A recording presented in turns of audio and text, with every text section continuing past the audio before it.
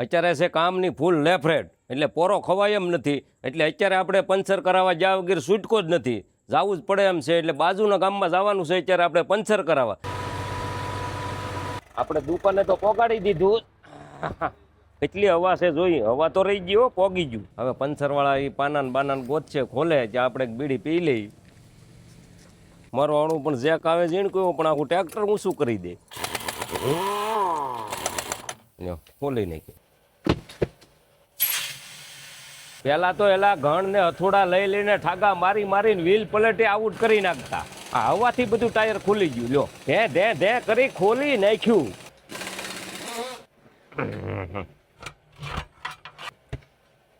આ ટ્યુબ કાઢ નાખી છે. હવે ભાઈ કાંટો જોઈ લેજો ત્યાં છે કે એમને પંચર પડ્યું.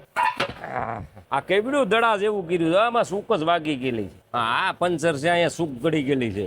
આ હવા ભરવાની પંચર કરવાની કેવી બધી સિસ્ટમ આવી ગઈ. નકર આ બપોર સુધી આપણે બળ કરીએ તો આ ટાયર ન ખુલે. વધારે પંચર જોવા માટે આપણે પાણી નાખવું પડશે. 3 પંચર નવા છે ને એક જૂનું લીકેજ છે. એટલે પેલા તો દેશી નળિયાનું બટકું રાખતા ને એ ઘાંતા હતા, એની જગ્યાએ અત્યારે ટ્યુબ ઘાંવાના મશીન આવી ગયા.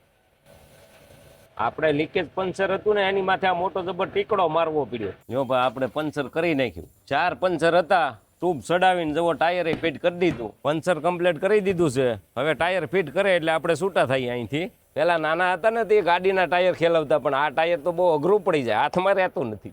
સડી ગયું હવે રેડી. લ્યો